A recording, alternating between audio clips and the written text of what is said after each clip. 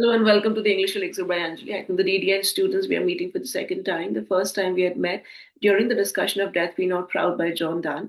And today we will be discussing a story, which is a story in your ISC Prism book. And the title of the story is The Medicine Bag by Virginia Driving Hawk Sneve. Undoubtedly a beautiful story, which is quite close to my heart as well because it touches upon the beautiful relationship between a grandson and his great grandfather.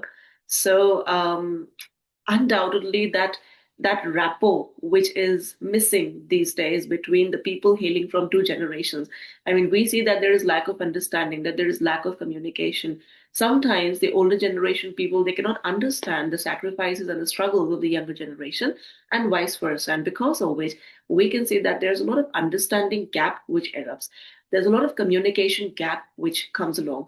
And so the story talks about the beautiful relationship between a teen boy whose name is Martin and his great grandfather. Now, we're not talking about the relationship with his grandfather, but we're talking about his relationship with his great grandfather, who is a North American and who comes from a tribe. Now, this is something which is extremely important. Tribal people and a great grandson who lives in the city. Huge difference, huge gap. So, earlier, now this Martin, earlier he feels very embarrassed to have his great grandfather. Now, I will not be repeating the word great grandfather, but I'll simply be referring to him as grandpa or grandfather. Now, he feels quite embarrassed and abashed by the fact that his grandpa comes to the city one day and his friends will have to see him because he feels that, oh, I'll be very embarrassed. Now, what happens is that this grandpa, he belongs to a tribe in North America, which is called as the Sioux tribe, Sioux. Now, I know that the spelling is not aligning with the pronunciation, but that X here is completely silent. The Sioux tribe in North America, which is also called as a Lakota tribe, and these tribal people, you know, by nature, they're very close, they have this special kind of an intimacy with their land. I mean, in Beethoven, we have done this line that the deaf have an intimacy with silence. Similarly, over here, the tribal people, they have some kind of intimacy with their land. So he was not the kind of a person who would leave his land and visit the city to see where his only living descendants live. But this is what happens. Martin and his young sister Cheryl, they used to visit their great grandfather in his tribal area. Now, this story is also like a direct continuation of Chief Seattle's speech, another story which you must have covered in ICSC, where it was told that the North Americans, the native North Americans, when they were robbed of their ancestral home, their ancestral land, they were given these small pieces of land, which are also called as reservation. So here in the story, wherever you will come across the word reservation, we are not talking about some ticket reservation or some any other train ticket reservation or any other thing. But this reservation is the name which has been given to the land, the small pieces of land which belongs to them, okay, where they live, right? It's not a very it's not a very trendy hotshot area, but small pieces of land where which is enough for their survival, basically. Okay, so they used to visit their great grandfather every year during their summer break. But this year, when the story starts, after their visit to their great grandfather and after they come back to the city, this grandfather, whose name is Joe Ironshell, he makes up his mind that maybe I should visit them in the city as well, because there's something which comes to his mind that he wanted to see where his only living descendants live. And there's also one reason which has been mentioned, that he admits peevishly that he was feeling quite lonesome after his grandchildren left. And the third reason, and the most important reason, because he wanted to pass a family tradition.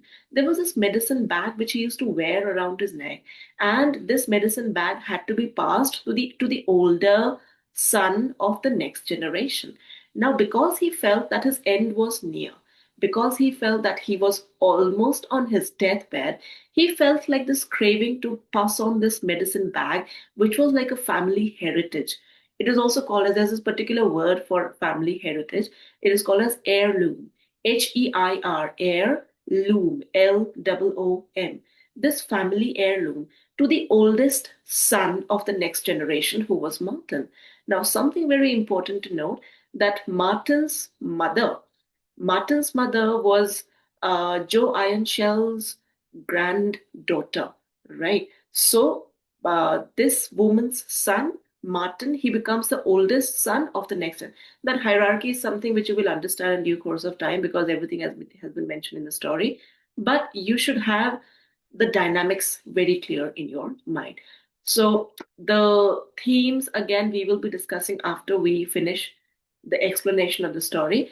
But some of the important themes, as we can see very well, it talks about the cultural identity because like we can see that the great grandfather he comes from a tribal area in North America. He is a native North American. He comes from Sioux tribe, which is also called as the Lakota tribe. They're also called as the Lakota people.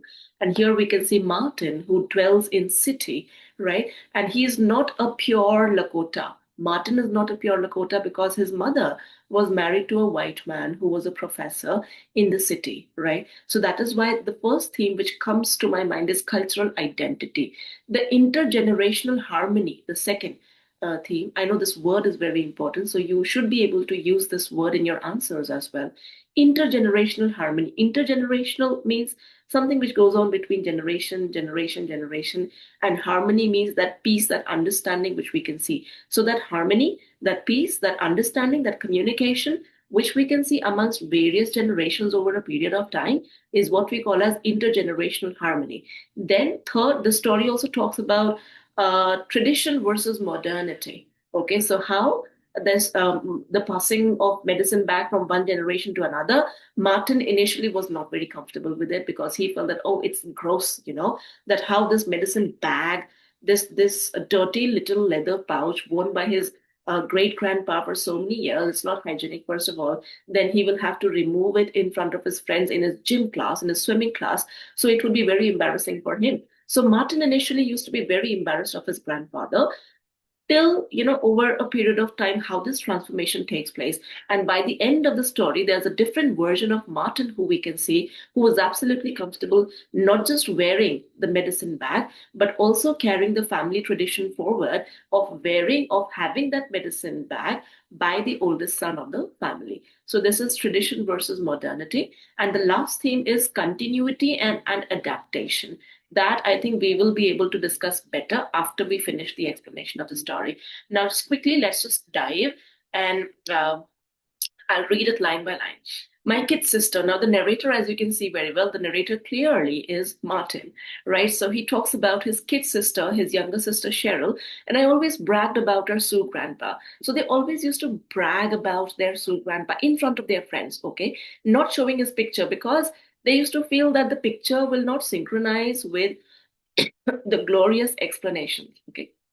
So their Sue grandpa, Joe Iron Shell, are friends who had always lived in the city and only knew about Indians from movies and TV, were impressed by our story. So he says that our friends used to be very, very impressed. Maybe we exaggerated and made grandpa and the reservation sound. See, this is what I was talking about, the reservation, the place where the grandpa lives.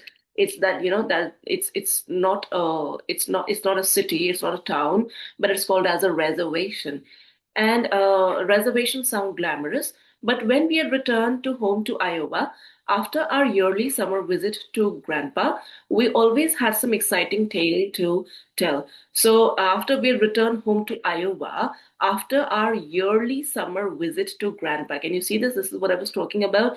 Every year they used to pay their grandpa this yearly visit during their summer break. Okay. And every time, whenever they used to come back, they used to be filled, their minds used to be replete with exciting little tales told by their great grandfather, and they used to boast about these stories. So they had created this magnanimous, glamorous image of their great grandfather in front of their friends. We always had some authentic Sioux article to show our listeners. One year, Cheryl had new moccasins and that grandpa had made. So moccasin are kind of boots, okay, which are made out of leather. So those small boots which are made out of leather are what we call as moccasins. So the great grandfather, he used to make different articles and used to gift his great grandchildren with those articles. And these kids, after they used to get back home, they used to brag obviously about, see, this is what my grandpa gifted and this is what he made. So it was completely handmade. On another visit, he gave me a small, round, flat rawhide drum which was decorated with a painting of a warrior riding a horse. He taught me a real Sioux chant to sing while I beat the drum with a leather covered stick that had feather on the end. Man, that really made an impression. So all these things, they used to use it as their weapons to create that impression in front of their friends, something to brag about, something to boast about. So we never showed. Now we come to the a very important portion of the story, that these kids, they never used to show the picture of their grandfather to their friends. Why? We never showed our friends grandpa's picture, not that we were ashamed of him, but because we knew that the glamorous tales we told did not go with the real thing. Because yeah, this is a direct reasoning question which has been given to you, that they never used to show the picture of their grandfather because they used to feel that the glamorous tales will not match his picture, his image, his appearance, his looks, right? Our friends would have laughed at the picture because grandpa wasn't tall and stately like TV Indians. Now, something to note here, we're not talking about Indian Indians, we're talking about the Native Americans, right, who were also called as Indians.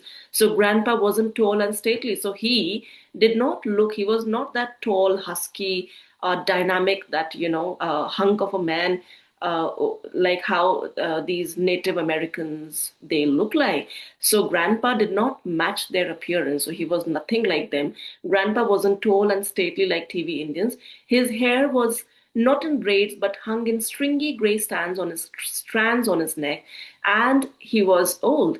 He was a great grandfather, and he did not live in tepi, but all by himself. Tepi is like kind of a tent, but he did not live in a tepi, but all by himself in a part log, part part tar paper. So in a very dilapidated house, which was not in a very good condition, part tar paper shack. So it was not even a tepi, but a shack on the Rosebud Reservation. So this is what I was talking about. The name of the reservation is Rosebud Reservation in South Dakota. So this is the name of the reservation, and South Dakota, like I told you, that's the name of the area. That's the name of the region. Okay, and uh, the name of the tribe was Lakota, or the Sioux tribe.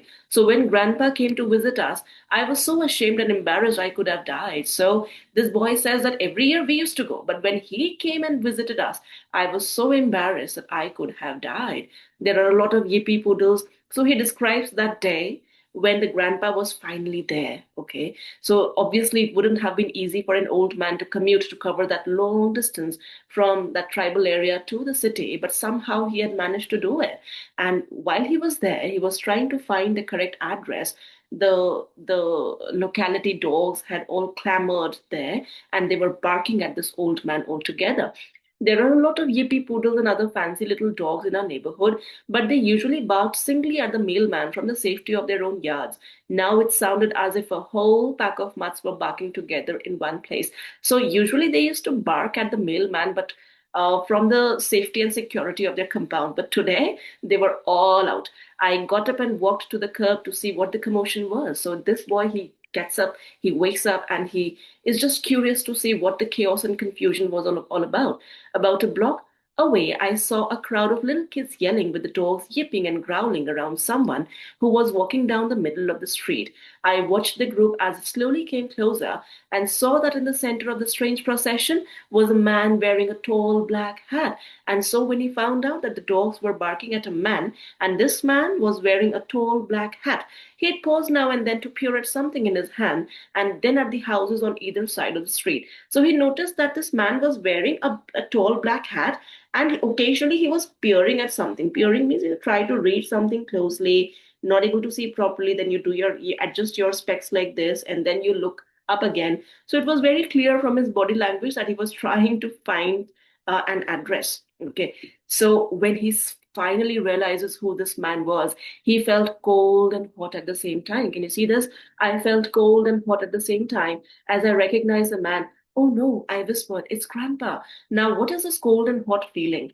Cold means that shock, sudden shock you receive. You were not expecting this man to come, but somehow he's there. And hot feeling is that embarrassment.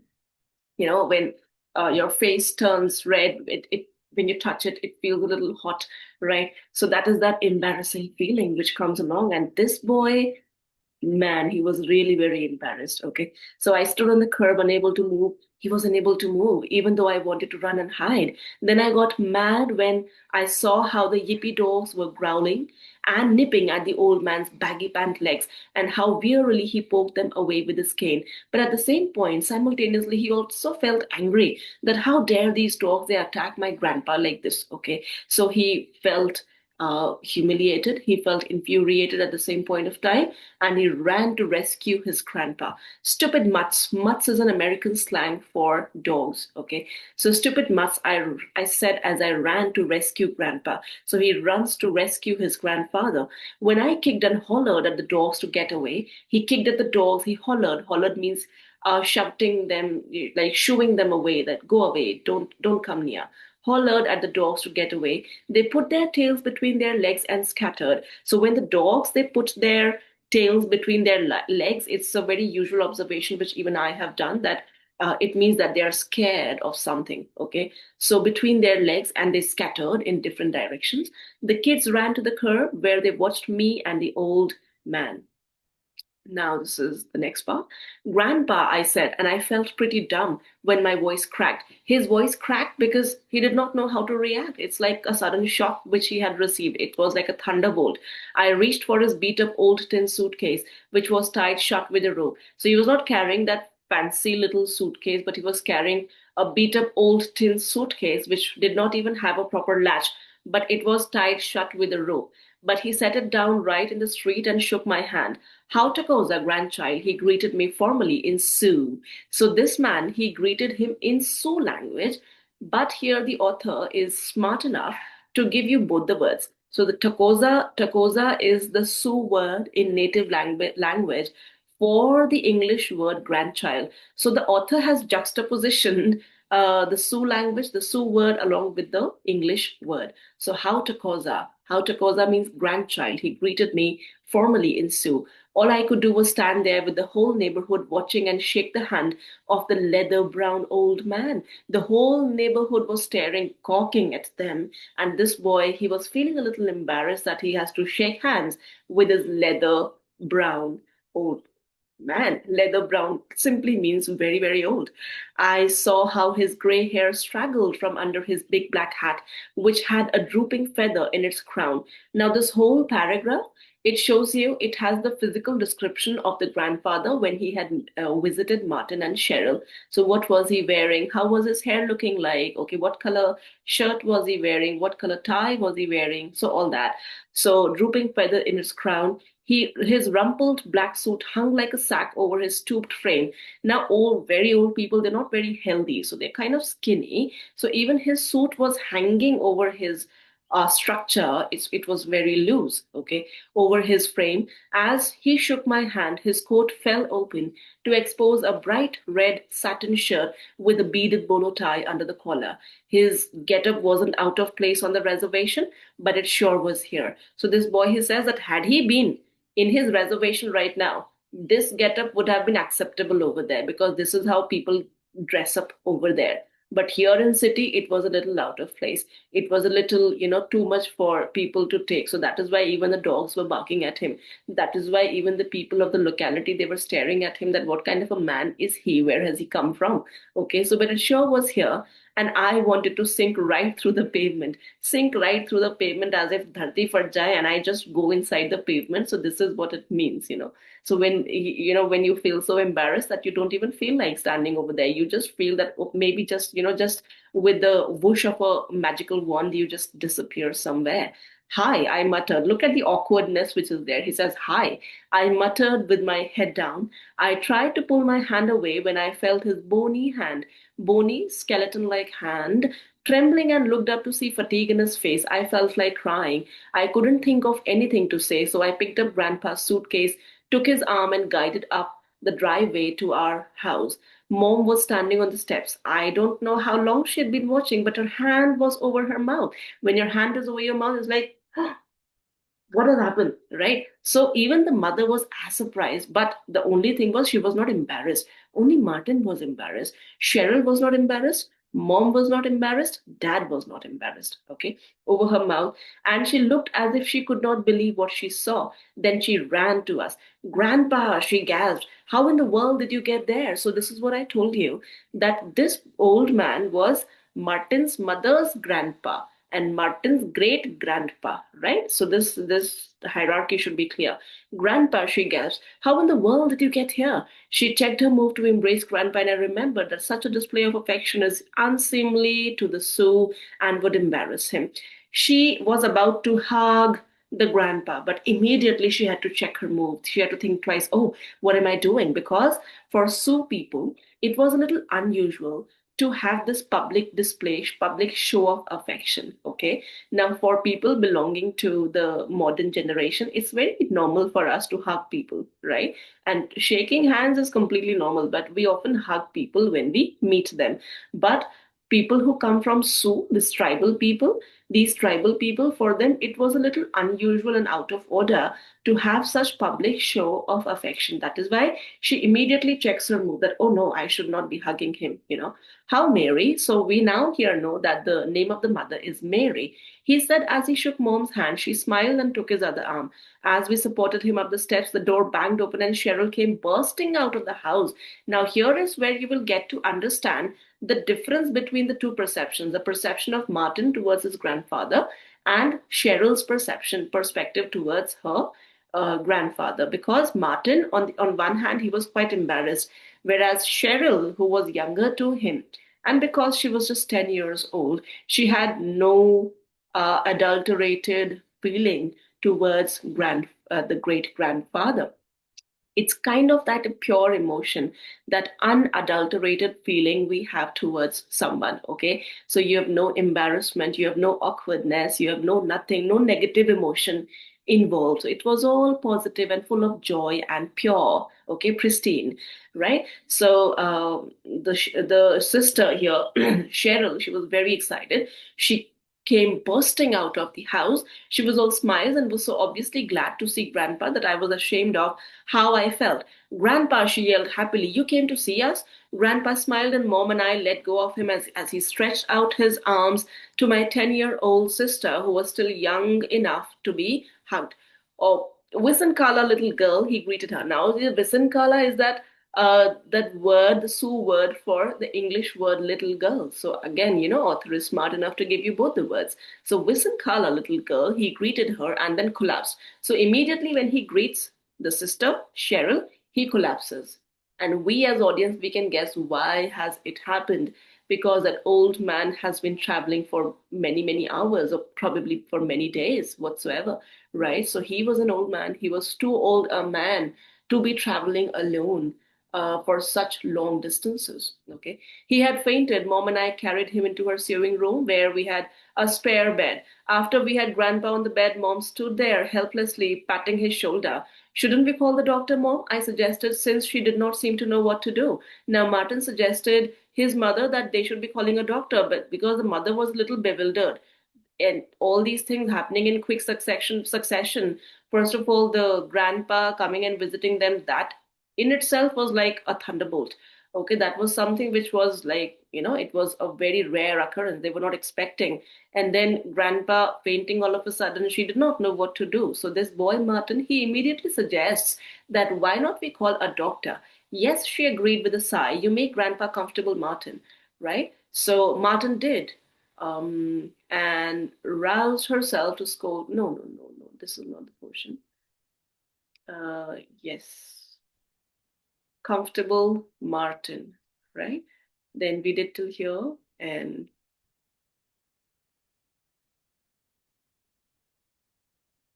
okay. Grandpa, and I said, muttered. Grandpa, she yelled happily in the comfortable Martin. The next page should be this one. I don't know where's the next page. Oh, yeah, it should be here. Yeah, just a second. Some technological glitches. Comfortable, Martin, and from here. Yes, from here. I reluctantly moved to the bed. I knew Grandpa wouldn't want to have Mom undress him, but I did not want to either. So he knew very well that it would not be okay for Mother to undress Grandpa.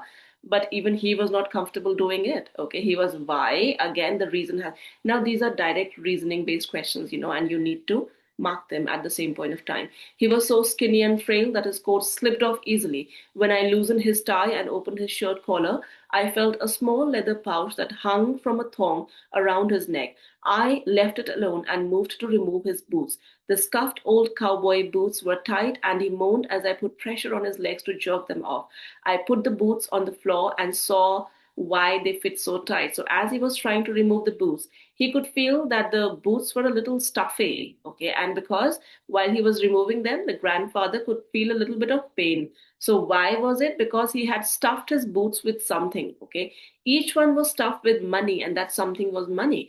I looked at the bills that lined the boots and started to ask about, but grandpa's eyes were closed again. So he wanted to ask his grandpa why on earth was he carrying money inside his boots, but then his eyes were closed. He did not feel like disturbing him. Mom came back with a basin of water.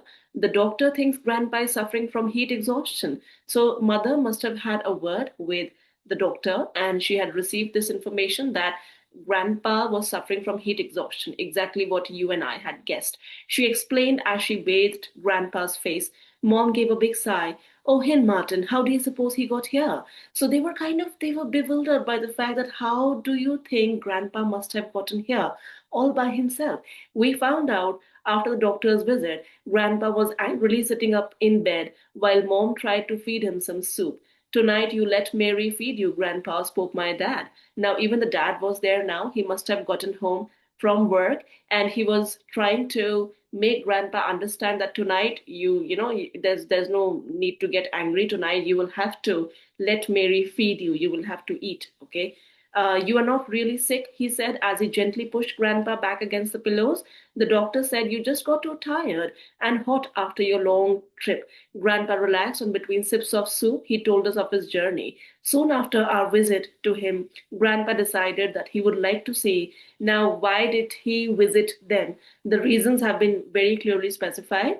The first two reasons have been given over here. He decided that he would like to see where his only living descendants lived. Okay, that is number one. And what our home was like. Besides, he admitted sheepishly he was lonesome after we left. Sheepishly is when you don't want to admit something, very reluctantly you admit something. So, very sheepishly, he admits that, yeah, I was also feeling lonely after you all left, after both of you left. Okay, so I knew everybody. Now, this is, very common because grandfathers and grandmothers and great grandfathers and great grandmothers, they love spending time with their grandchildren. This was exactly the story. Why the story is very, very close and dear to my heart is because even I had a very special bonding with my paternal grandmother, with both the grandmothers, maternal and paternal. But you know very well that it's always very special with dadis. So we had a very special bonding. In fact, I still remember the time when I got home late after my coaching classes. Like, I used to go to my PCM coaching, and after I got home, I was very late that day because after the coaching, we decided to celebrate somebody's birthday. So I forgot to inform my mother about it. And so when I got home, my mother was like very, very angry. She was like, where were you for so long? And you were late. Your father has been worrying for all these hours. You did not inform us, and so on. I was all shocked because I knew very well that yeah, it's my fault. I forgot to inform them. So you could have given me a call. You could have informed me. So all that was going on, and my grandmother, she comes from behind, and she was all in my support, and she defended me like anything. She scolded my mother that why do you think that she did not call anybody at home? She must not have called you, but she had called up and informed me. It was my fault that I did not inform you. And I was looking at her like this. I was hiding my face, and with hidden eyes, with hidden face, I was trying to have a glance at her that what is she doing and what is she saying. But this is how my grandmother used to be. She always used to defend me. And after the tantrums and after the scolding was over, she sat down with me and she was like, yeah, now tell me, who were you with? Okay, how many boys were there? How many girls were there? Was there anybody special? So we usually used to have this kind of conversation. And so I still remember. So grandmothers and grandfathers and great grandparents, they love spending they love spending time with their grandchildren. And this is exactly what was the case with Joe Iron Shell as well. He used to love spending that time whenever Martin and Cheryl used to visit them during the summer break, visit him during the summer break. But whenever they used to come back home, he used to feel very lonesome. Okay, so he admitted very sheepishly. He did not want to admit it somehow, but he did, okay, reluctantly. I knew everybody felt as guilty as I did, especially mom. Mom was all grandpa had left. So even after she married my dad, who is a white man and teaches in the college in our city, so now you see that why we were talking about cultural identity, because Martin was not a pure Sioux. The mother was a Sioux, right? But the father was a white man, right? And who was a professor in one of the colleges in the city. And after Cheryl and I were born, mom made sure that every summer we spent a week with grandpa. I never thought that grandpa would be lonely after our visits, and none of us noticed how old and weak he had become. But grandpa knew, and so he came to us. He had ridden on buses for 2.5 days. When he arrived in the city, tired and stiff from sitting for so long, he set out walking to find us. Okay, so when he arrived in the city, he must have been tired and stiff for sitting for so long. He set out walking to find us, and that is why he was so exhausted. He had stopped to now. This is the story of how he had managed to reach them. How was the journey like, right? So, this is a separate answer of only his journey, right? He had stopped to rest on the steps of some building downtown, and a policeman found him. The cop, according to Grandpa, was a good man and who took him to the bus stop and waited until the bus came and told the driver to let Grandpa out at Bellevue Drive. So now we know the name of the place. The name of the place is Bellevue Drive, where Martin lived. Okay. After Grandpa got off the bus, he started walking again, but he could not see the house numbers on the other side when he walked on the sidewalk. So he walked in the middle of the street. That's when all the little kids and dogs followed him. So now we see that he had been traveling for so many days, for 2.5 days on buses, and that somehow he was a little disoriented in between, and how a policeman had helped him. Okay, so I knew everybody felt as bad as I did, yet I was proud of this 86-year-old man. So now his age has also been mentioned, that how he was proud of his 86-year-old grandpa, okay, who had never been away from the reservation, having the courage to travel so far alone. He had never been away from his reservation. Like I told you, these, especially the tribal people, they have some kind of an intimacy with their homeland. Okay, so it's like the a be all and end all for them. They don't want to go out anywhere. So even with this old man, this was for the first time that he had the courage to travel so far alone. You found the money in my booth? He asked mom. Then, yeah, Martin did, she answered. So you remember there was some money which was there in the booth. So now he happens to ask about the money. So the mother says, yeah, Martin did. She answered and roused herself to scold. Grandpa, you shouldn't have carried so much money. What if someone had stolen it from you? Grandpa laughed. I would have known if anyone tried to take off the boots off my feet. The money is what I've saved for a long time, $100 for my funeral. Now look at the old man. Like I told you at the beginning, that he was somewhere sure that his end is near, okay, that he was about to die. So that is why he was gathering money for his funeral. So he says, this money was for my funeral. But you take it now to buy groceries, and so that I won't be a burden to you while I am here. So he says, although this money was for my funeral, but if, like, I'm still alive right now, so you can take this money right now and you can have it for buying groceries, right? Burden to you, so that I do not be a burden to you while I am here.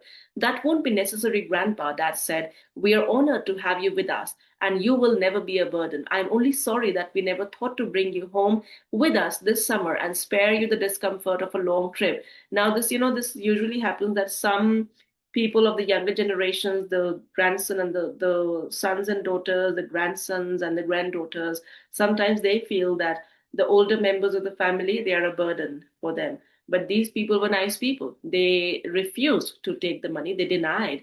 And they said that they specified that you will never be a burden for us. Right? Grandpa was pleased. Thank you, he answered. But do not feel bad that you did not bring me with you, for I would not have come home then. It was not time. So somehow he knew that it was not the right time for him to come and visit the city earlier. Okay, he admits that even if you would have tried to bring me home, earlier, I would not have come because it was not the time. He said it in such a way that no one could argue with him. To Grandpa and the Sioux, he once told me a thing would be done when it was the right time to do it, and that is the way it was. So, for the people of Sioux culture, the Sioux tribe, the Lakota tribe, it was a thumb rule for them that a thing had to be done when it was the right time to do it. They knew very well what was the right time to do what. Okay. Also, Grandpa went on looking at me. I have come home because it is soon time for Martin to have the medicine bag.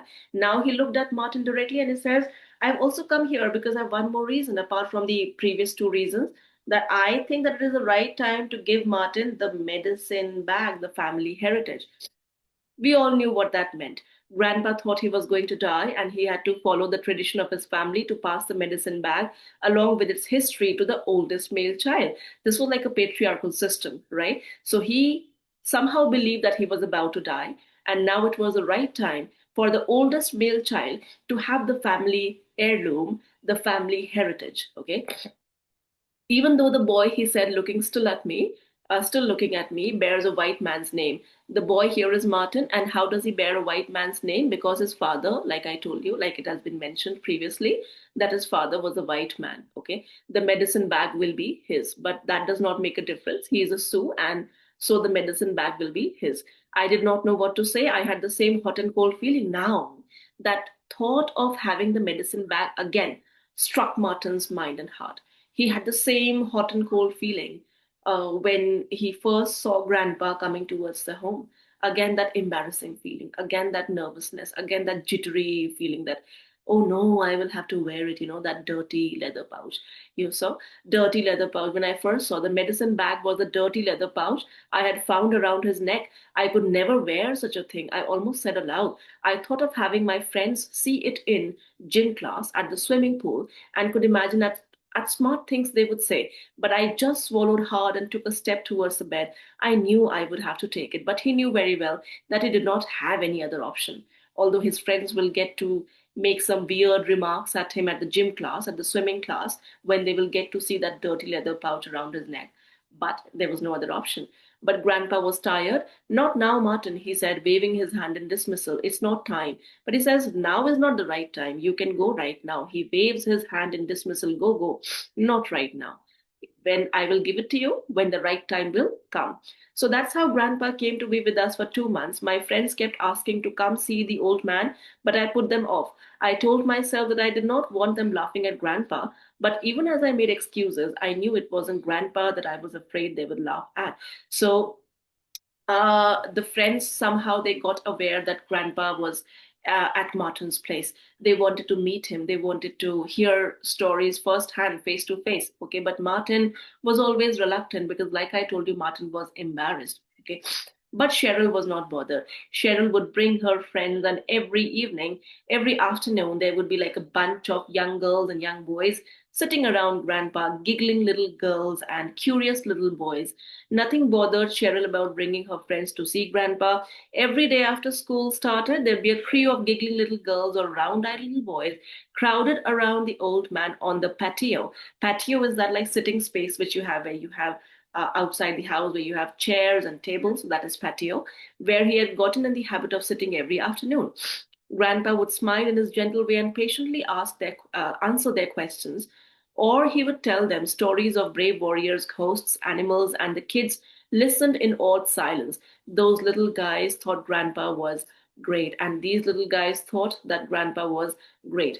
And finally, one day, my friends came home with me because nothing I said stopped them. And finally, one day, even Martin's friends came home, okay, because nothing he said stopped them that day.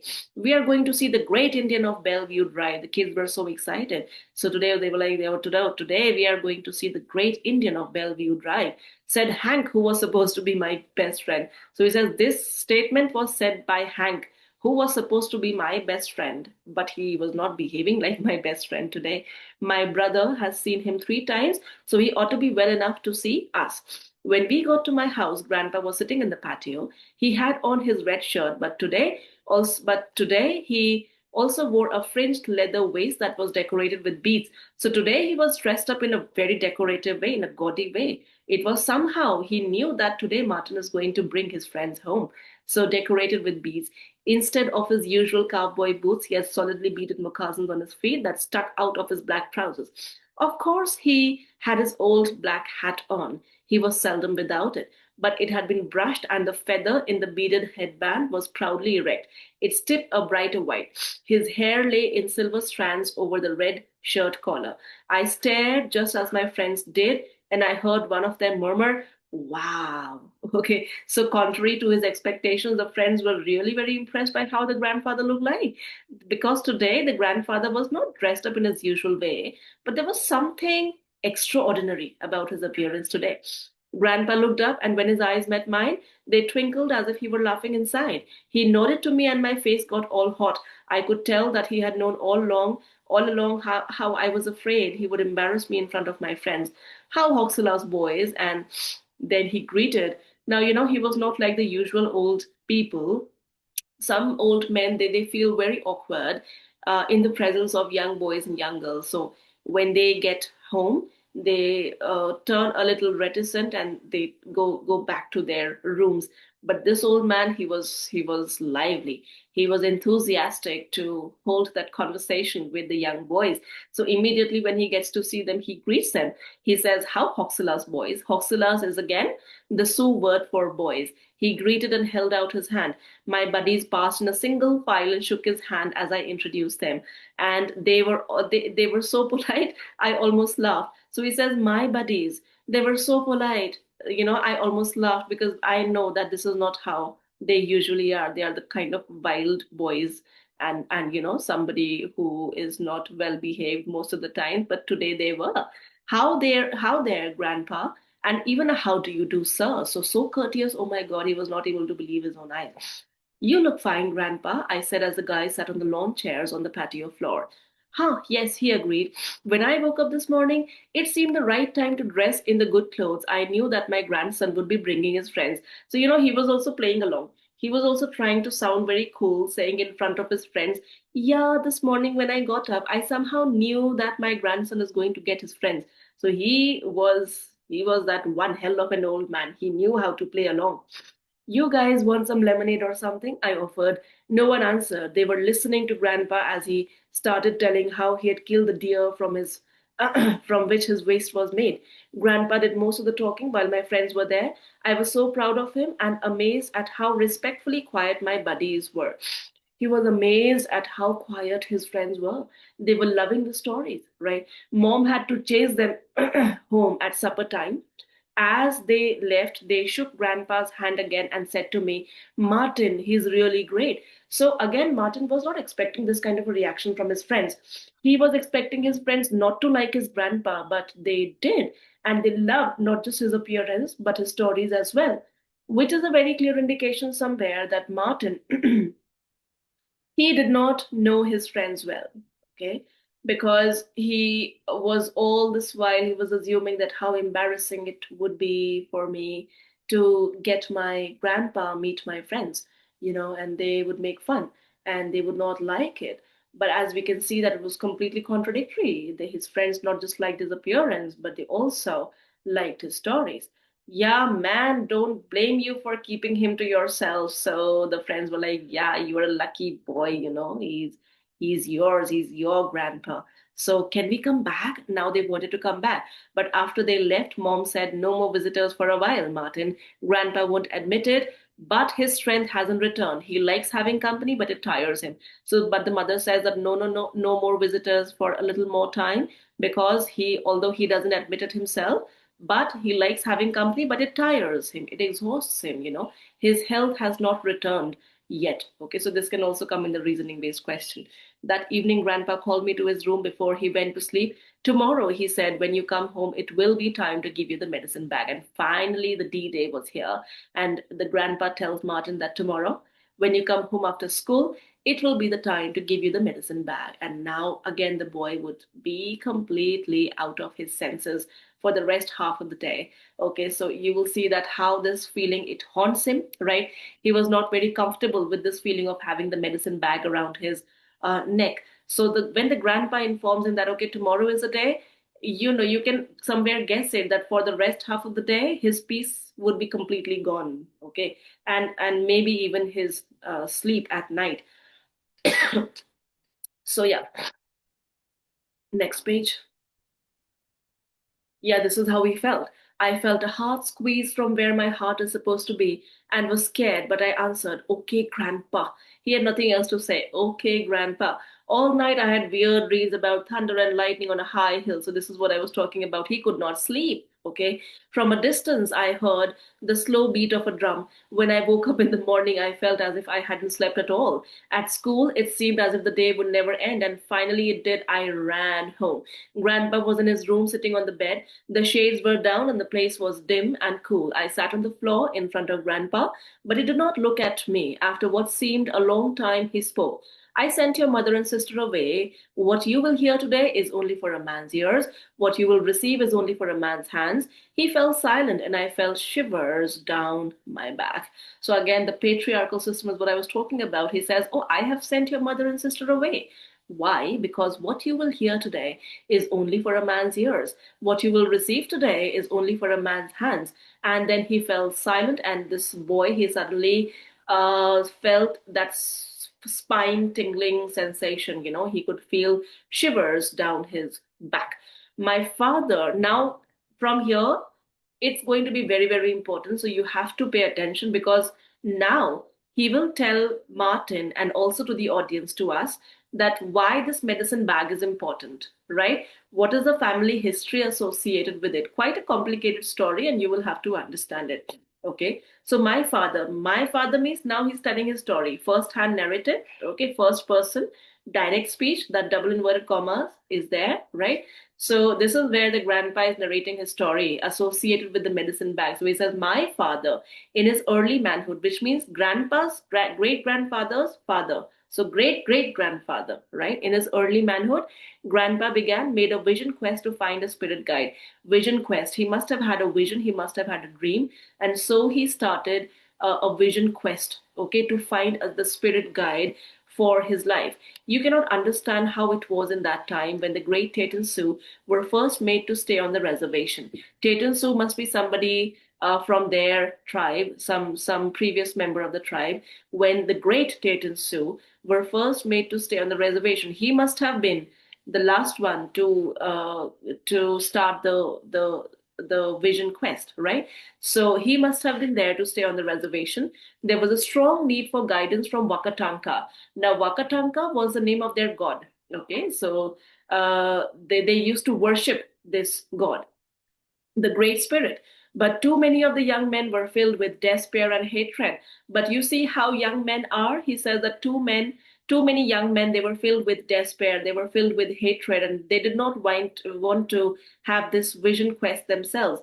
But my father, the grandpa says, was a little different man. He wanted to stick to the old ways. They thought it was hopeless to search for a vision when the glorious life was gone and only the hated confines of a reservation lay ahead.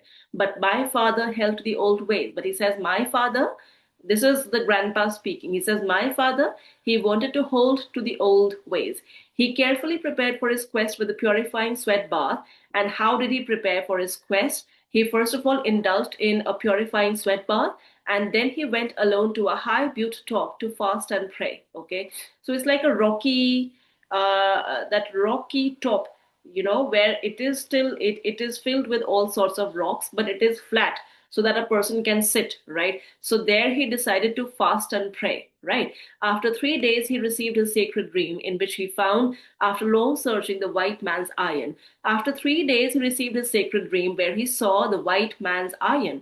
Now, why white man? Because obviously this refers to the colonizers, right? So white man's iron. He did not understand his vision of finding something belonging to the white people, for in that time they were the enemy. They were the enemy during that time because they were the colonizer. They had colonized their space completely. And so he could not find any connection that why on earth did I see something in my dream which belongs to the white men? Okay, because they were the enemy. When he came down from the butte to cleanse himself at the stream below, he found the remains of a campfire and the broken shell of an iron kettle. So now his dream had actually materialized, because when he came down, he found the remains of a campfire with the broken shell of an iron kettle. This was a sign which reinforced his dream. He took a piece of the iron for his medicine bag, which he had taken off elk skin. Elk is an animal belonging to the family of deer. Okay, so it was made up of elk skin years before to prepare for his quest. He returned to his village where he told his dream to the wise old men of the tribe. They gave him the name Iron Shell, but neither did they understand the meaning of the dream. This first iron shell kept the piece of iron with him at all times and believed it gave him protection from the evils of those unhappy days, right? So he returned to the village, and there he must have told his dream to the wise old men of the tribe, and they gave him the name Iron Shell, right? So this is where the name Iron Shell comes from. And they did not understand the meaning of the dream, but he kept that piece of iron with him all times, and he used to believe that it gave him protection from the evils of those unhappy days. Why unhappy days? Because those were the days when they were colonized, right? So there was a belief associated with it, and that is why that bag was called as a medicine bag. Then a terrible thing happened to Iron Shell. He and several other young men were taken from their homes by the soldiers and sent far away to a white man's boarding school. Now, they were sent to white man's boarding school against their will. He was angry and lonesome for his parents and the young girl he had wed before he was taken away. At first, Iron Shell resisted the teacher's attempts to change him and did not try to learn. At first, he resisted the teacher's attempts to change him. He did not want to learn because that was against his will, right? But one day something strange happened. Again, something happened which would reinforce his finding that iron shell. Okay, he'll find another connection to iron shell. What is that connection? It is here. um, One day, it was his turn to work in the school's blacksmith shop. Blacksmith is Lohar shop. As he walked into the place, he knew that his medicine had brought him there to learn and work with the white man's iron. So now, immediately when he was made to work in the blacksmith shop, he understood why he had found that iron shell. Okay, because he had to learn and work with the white man's iron. You know, so this was like an indication that if they have to live peacefully, they will have to work in collaboration with the white people. They could not be living separately and then envisioning their happy days. So it was like he will have to find his happiness, he will have to find his peace associated doing something with the white men. Okay. Iron Shell became a blacksmith and worked at the trade. When he returned to the reservation of his life, he treasured the medicine bag. When he was old and I was a man, he gave it to me, for no one made the vision quest anymore. So when grandpa became a young man, it the medicine bag was then given to him. Okay, right. So Grandpa quit talking, and I stared in disbelief as he covered his face with his hands. His shoulders were shaking with quiet sobs, and I looked away until he began to speak again. So suddenly, Grandpa, he remembered about his father, and he began sobbing and crying. I kept the bag until my son, your mother's father, was a man and had to leave us to fight in the war across the ocean. I gave him the bag for I believed it would protect him in battle, but he did not take it with him. He was afraid that he would lose it. He died in a faraway place. Just a second, I'll just put my um, I'll share it again. Yeah, just 1 second. I'll just put my laptop on charge.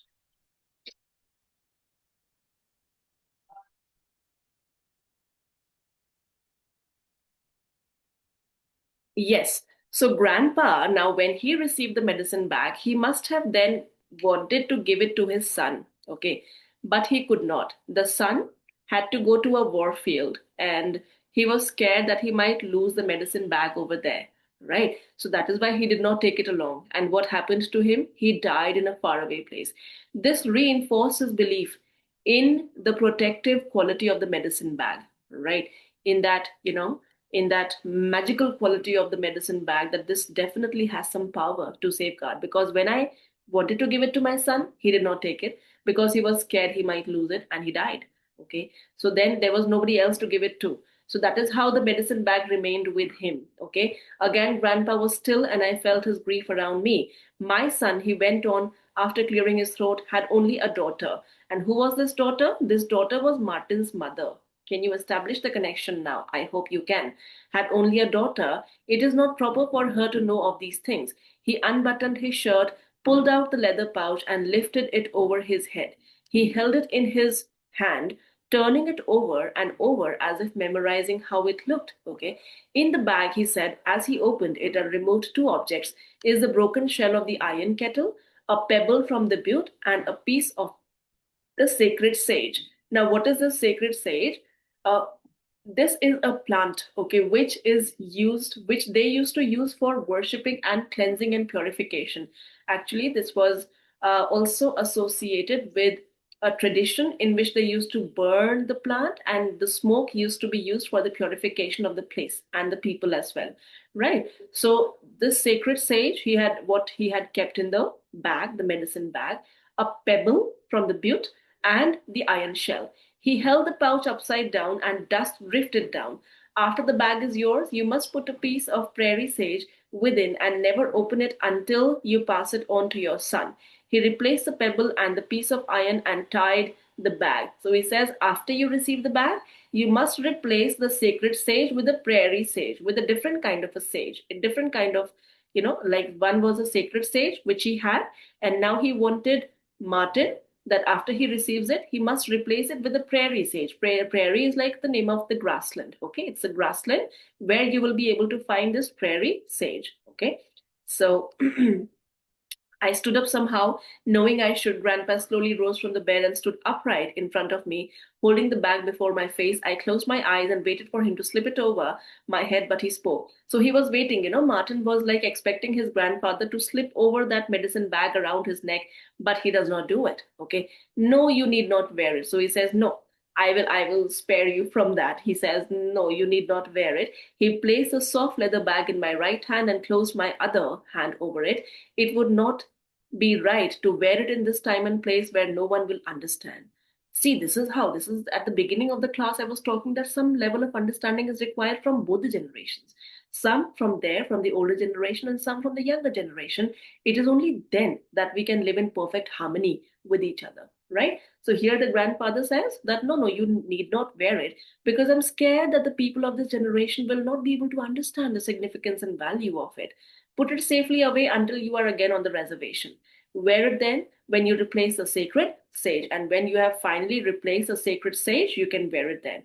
Grandpa turned and sat again on the bed. Wearily, he leaned his head against the pillow. Go, he said, I will sleep now. Thank you, Grandpa, I said softly and left the bag in my hands. That day, Mom and Dad took Grandpa to the hospital. 2 weeks later, I stood alone on the lonely prairie of the reservation and put the sacred sage in my medicine bag. So the grandpa had finally passed away. And after the passing away of the grandfather, this boy now, he had gone to the prairie to replace the sacred sage with the prairie sage. So he continued the tradition of the family. And this is the kind of transformation which we were waiting for. The transformation from Martin being completely embarrassed at even the thought of having his grandfather in his house and meeting his friends is now carrying and even completely disgusted with the thought of having to wear that medicine bag around his neck to a point where he was carrying on the tradition of the family, the rich tradition and culture of the family himself. So this is the transformation.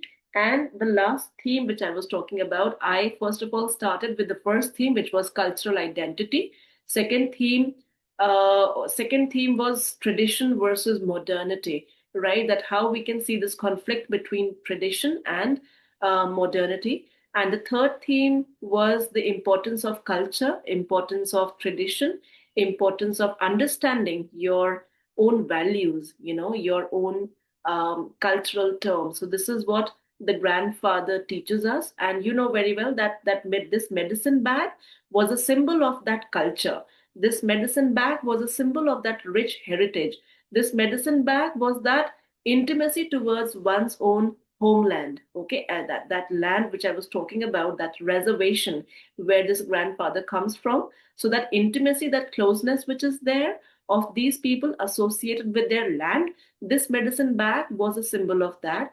And lastly, this medicine bag was also a symbol of continuity and adaptation, which is the last theme of the story, which I wanted to discuss towards the end. Continuity and adaptation. because you know how Martin picks it up and how Martin replaces that sacred sage with that prairie sage. This question can come in the reasoning based question, that why was it important for Martin to replace that sacred sage with the prairie sage? Because sacred sage was a symbol of grandpa's generation, right? And the prairie sage was a symbol of Martin's generation. So that symbolizes that continuity, that adaptation, okay? Adaptation by the people of current generation, right? So I hope that the explanation was crystal clear. And a reasoning based questions we have already discussed in between, but there can be more. So you need to have one more thorough reading of the story. But I hope that the storyline, the plot, and the characters are absolutely clear. I'll see you in the next class. Thank you so much. Tata. Bye. Bye.